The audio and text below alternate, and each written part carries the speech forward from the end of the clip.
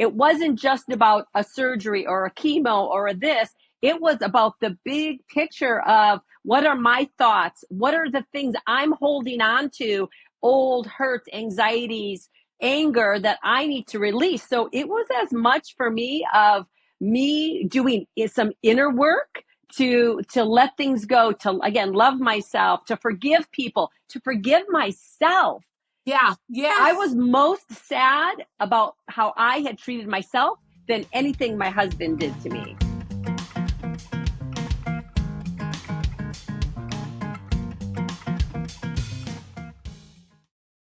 Well, hi, everybody. This is Diane Gilman, formerly known as the Queen of Jeans on QVC HSM, but now the proud host of my podcast, Too Young to Be Old. And today we have what I'm going to term a radiant, life-giving guest, Christina Howard. She is a breast cancer survivor sister. She is a community uplifter, and we are going to learn this secret to coming out radiant from the dark tunnel of that big term cancer. So, Christina, my sister at the core, tell us how you got to that point where you saw breast cancer as catharsis rather than nuclear holocaust in your body. Hi, Diane. I'd be happy to share that story. So there were a couple little synchronicities that happened at this time. I had been actually going through a certification program to become a health coach. And it was in the spring of the year, and we had just gotten to the module on cancer.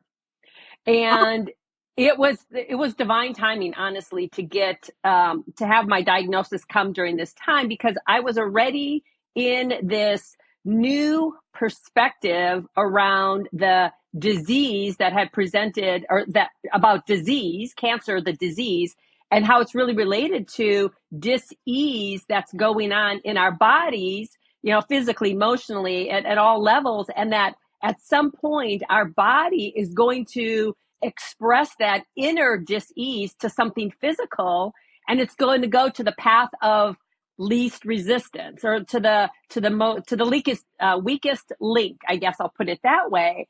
And so for me, when it happened, the first thing was I was probably a lot calmer than most people would be, but I really saw that, okay, this is my body giving me information, like serious information, that something is very out of alignment and I need to pay attention. So that was really the first blessing, I think, that I received from the cancer.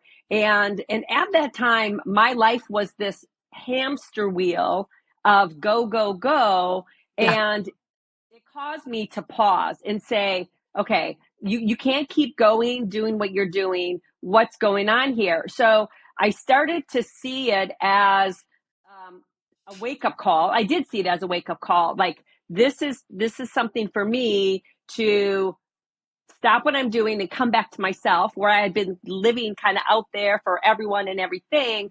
Come home and see what is this message that my body is giving me that happened to manifest in cancer, but there was something deeper that was going on. Yeah, something spiritual. And for me, I was at the top of my game. But like the way you see it, I'm not saying I was famous, but I was definitely recognized. When you see how stardom eats up people and spits them out, I was at that point. I had everything I wanted monetarily. I was recognized everywhere. I was always giving autographs. I got star treatment wherever I went. Mm. And my life was killing me. I had no satisfaction, very hostile business partners. I was absolutely miserable. But you think in your brain, but how could you be miserable? I mean, you're everything you ever dreamt you were going to be. Number one in your field, recognized for it. Well, my life was telling me through this cancer that it was not a sustainable lifestyle. Yep. Yeah. There's always a message there. There's always a message for sure. Well, and as I sat with and really started to peel back the layers and look at what was that message for me, Diane, what came to the forefront was I was not loving myself. Mm. I truly had been treating myself like a second class citizen. Everybody else's wants, needs, and desires were more important than mine. It was just part of my personal conditioning. I'm not saying it's right, wrong, or indifferent. And I also was, there's a thought that escaped me. Oh, this whole thing about self-care. I had friends that would do massages and they'd take a day and go spend it with girlfriends. That was never me. It was hustle, hustle. So my self-care, I used to joke, and it really isn't a joke, but I used to joke, was for emergency stops only. It's Ah, like I'm not going to fill my tank until I'm on the side of the road and I have to call AAA to get the tank filled, right? So I really saw, and a big part of that wake up journey for me and the healing journey with cancer was, man, a tough story of me coming to terms with how I was not loving myself. so for me, um, I'm with you on that. I had no self care. I even had one of the worst experiences of my physical life where I had to fly to Milan overnight, land at 6 in the morning, get through Malpensa, and get into the city by maybe 9, 10 a.m. Go to a hotel that was on strike. So I had to walk up 4 flights of stairs with a huge bag of wardrobe. I wanted to shoot myself. Sleep. And oh, by the way, they were not serving food either because everyone was on strike in the hotel industry. So no food, no help, drag everything up, get up at 9 p.m., go to a studio, work till 2 a.m., get back to the studio, get back to the hotel at 3 a.m., or again at 8 a.m. and work until midnight. Wow. I always remember that as I just thought to myself, God, if anybody on the outside world ever knew what you go through. I mean, my career was built on, I hate to say it, but never saying no. I mean, Mm, any hour of the day, any show you wanted me to do, I was there to climb that ladder. And then I asked myself a question. After I got breast cancer, and it was not early stage like you, for me, it was really along the way. And I asked myself this question: do you love your life? And the answer was no, I hate my life. I love all the things I built oh, around my life, but I hate this is just so abusive. And I had to make a heartbreaking decision to separate from everything I knew and hope to God my inner self could guide me to the light and to something that was going to inspire me. And by the time I was done with breast cancer, I had a huge need to help others in the position. mm. And I think you found that too, right? A- Absolutely, absolutely, I did. So that part of that journey was again that self care and really learning to love myself. But another big part of it, and this all kind of one thing builds on the other, that really put me in the place to create this whole new life for myself. But that next piece was seeing where I was not using my voice. I wasn't taking a stand for in my, especially my family dynamic, like for what I wanted, needed, and desired. And it went hand in hand with the lack of self-care and self-love. But time and again, I was putting my needs last. I wasn't speaking for what I truly wanted. And it was really eating away, eating away. So when I had the cancer diagnosis, it was like a shock, like a big like lightning bolt that said, Christine, now is your time. You must, if you want to get through this to the other side with success, you need to step in and speak your voice. What do you want, need, and desire in how you even navigate this journey? So my husband then, when I was married, he wanted me just to get surgery, get it done, get it behind us. And I'm like, no, no, no. I don't even fully understand what this is and what's truly going on. And I, again, in this health coach certification, I had this bigger awareness of a holistic view of myself, not just Western medicine, but truly what was going on energetically and all of that. So I said, nope, I'm going to go and do some research. And so I said, I need 6 months. I don't know, that number just came to me.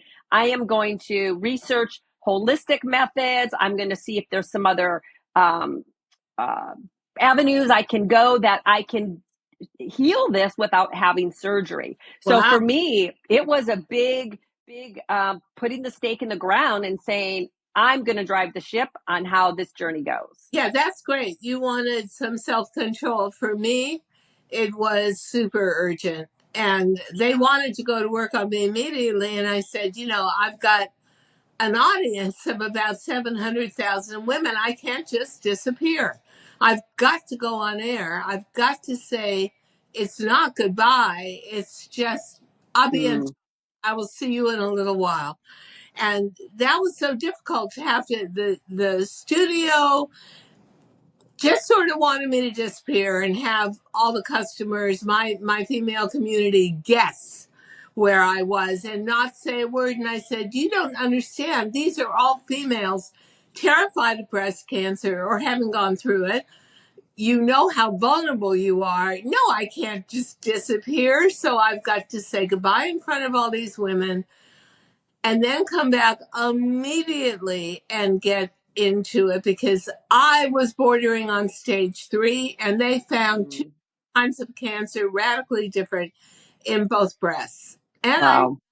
who had passed from cancer, and my biggest fear in life was actually not the cancer, the chemo. So a lot presented me with holistic ways of doing it. Green juice. Someone wanted to fly me to Manila and have one of those healers that supposedly can reach inside of you with their hand and grab the cancer. And I'm thinking to myself, no, this is not going to happen. It's way too far along. This needs Western. Yeah. For me, it was more after the major treatment that I found myself falling off an abyss of cared anymore. They'd made it.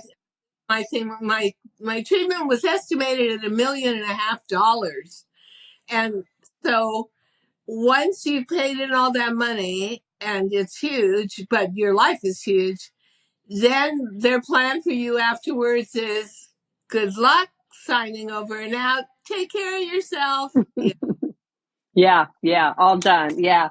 No, I hear you. And I think that was something I loved about my naturopath, who I worked with hand in hand with the Western medicine, is that I did maintain that relationship with them and continue monitoring and doing different things. So that was helpful. So I hate to get into the nitty gritty of it, but now Yeah.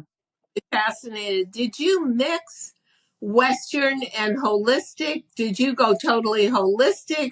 What did you do exactly? Happy to share, Diane.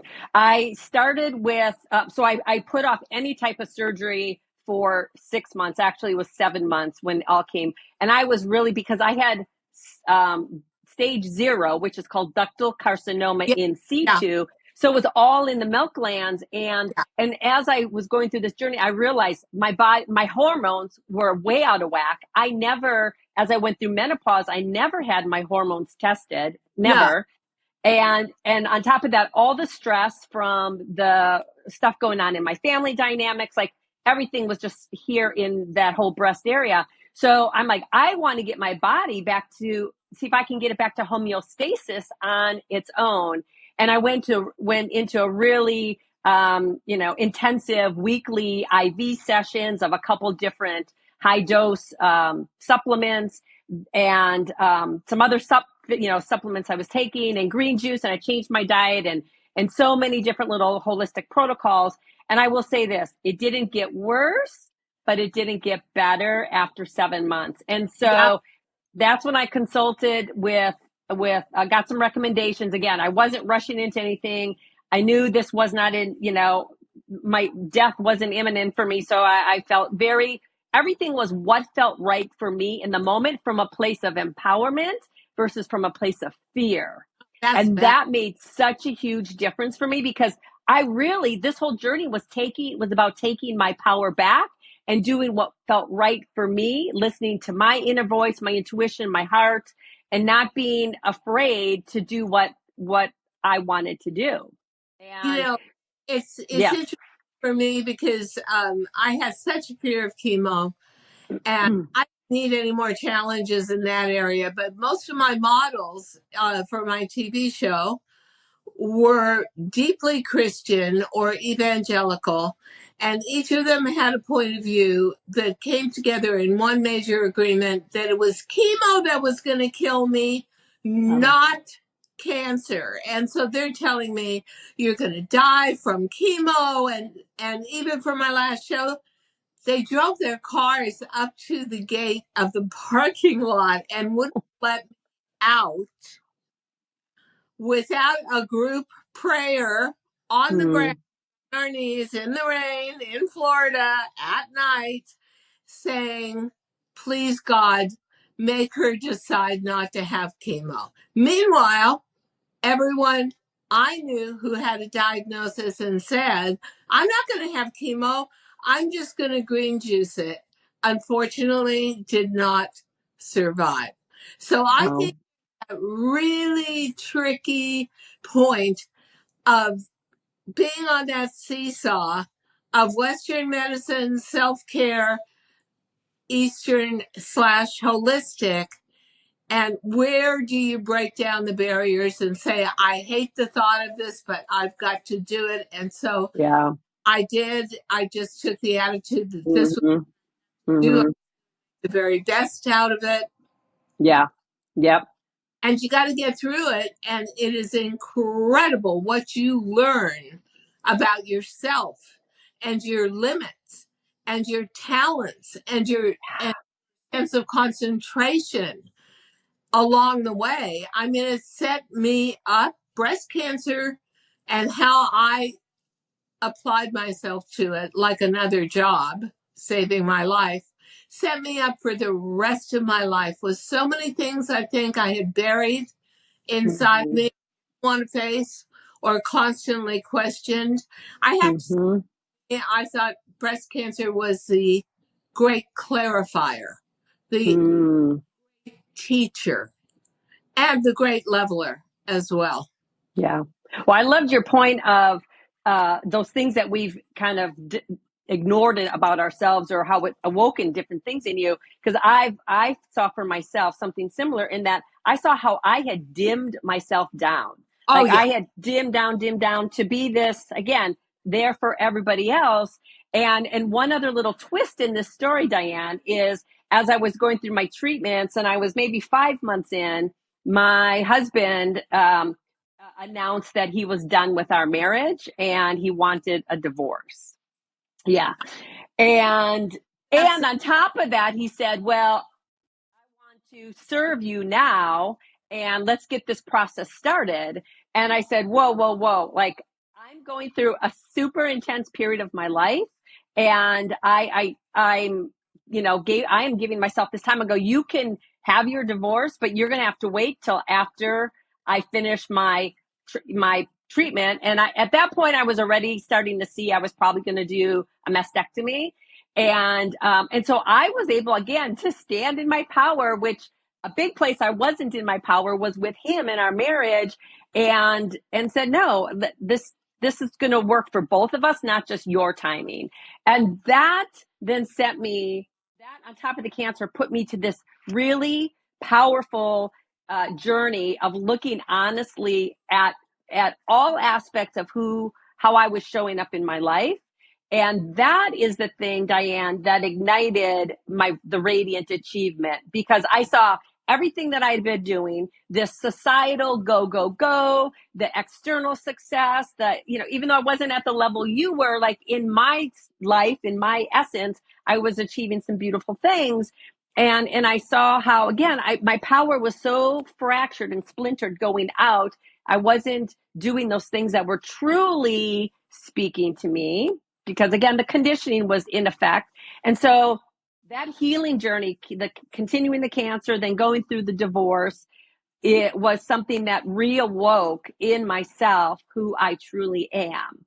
And in reawakening and reconnecting and seeing more authentically and loving this person like it was a new relationship, that's when I said, okay, this path got me here.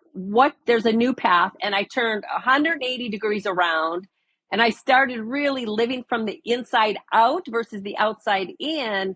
And that really created this big transformation.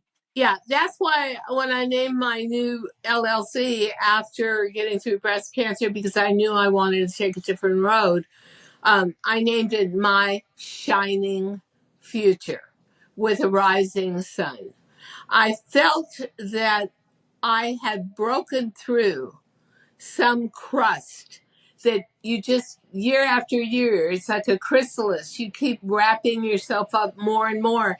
And here I was, I've been in fashion for 50 years. I'd been on TV for 30 years. I was #1 fashion personality around the world, globally, throughout Europe, parts of Asia, Australia, Canada, America. I was willing to step away because I knew it was not feeding me what I needed spiritually anymore. And, people can turn around Yeah. and roll their eyes and say, well, great for you. But no buts. You know what? I liken it to climbing to the top of the Empire State Building, wrapping a bungee cord around your waist and saying, okay, I've never done this before. I'm just going to jump off. Let's see what happens. That felt like. And the other thing that happened to me after I got through all the treatment was I stepped away from television and then thought, oh my God, what did I just do? Oh no. And within 1 month, I had my first offer to co-anchor a podcast. And I Wow. realized if you make your decisions, whether it's chemotherapy or it's a mastectomy or it's a divorce, you make those big decisions or floating away from what you've known all your life, the universe will provide for you, and the universe will give you those opportunities if you just recognize them. But you got to recognize them. I think life is, and the way I felt after all that treatment was, life is such a privilege and a miracle. God, Yeah. so grateful to have a life back again. Mm-hmm. Optimistic about it. And I learned so much about myself. I learned that I do not like being in static situations. So, audience, we were just talking to my social media manager, Christine, and I, before the beginning of this podcast. And she said, oh, Diane is so competitive. And I really was. Even in my treatment, I was going to be the best patient. I was going to be the cheeriest patient, the nicest patient, the sunniest patient, the one everybody looked forward to seeing. And then I geared my body and had inner talks with myself all the time about relax, open up all your. Mm. I know this sounds crazy, but it wasn't. Let the chemo come in and do its work and get through you. I had a whole Yeah. mantras Yeah. accepting these scary chemicals, but letting them do their job. And so Beautiful. I would honestly say, Christina, for both you and I, each in a very different way, we realized almost immediately that breast cancer, you must be proactive with it. I mean, there is a sense of Yeah. being passive because when they talk to me about oncology, come on, I'm a fashion designer and a TV personality. I'm not a scientist. I don't know what it's about, but it worked. Mm-hmm. Mm-hmm. So there was my other competitive nature. Halfway through the they said, you know what? You have had these tumors shrink so dramatically. You're halfway through, and we could go walk to the OR and do the double mastectomy. Now I said, okay, so let's. And it was, oh, I think you better finish it. But I needed a sense that I was winning, Mm, there, working along with the science of it all, with yeah. my end of it, supporting it. And I always used to tell the oncologist, it's not just about the chemicals. I make sure every day I have something I laugh my butt off about Love it. and that I am always smiling and trying to Yeah. make other people happier. I don't know about you, but in the waiting room Perfect. for Yeah. chemo, every woman was holding her head in her hands, weeping. And I Oh. was thinking, oh, I'd love to help Mm-hmm. this. You Mm-hmm. came to this way. Yeah. It's a surrender you cannot afford. Yeah, I love that. I love that you did that. It's so powerful. And I know that was actually something that came up in one of the modules, the cancer module, was being able to visualize this as oh, helping you. And oh, it was profound for me to have that information come to me because again, even though I didn't need chemo, it helped me with everything that I did choose to do and see it for my benefit. And you hit on a perfect point that was very powerful for me too. It wasn't just about a surgery or a chemo or a this. It was about the big picture of what are my thoughts? What are the things I'm holding on to? Old hurts, anxieties, anger that I need to release. So it was as much for me of me doing some inner work to let things go, to again love myself, to forgive people, to forgive myself. yeah, I yes, was most sad about how I had treated myself than anything my husband did to me.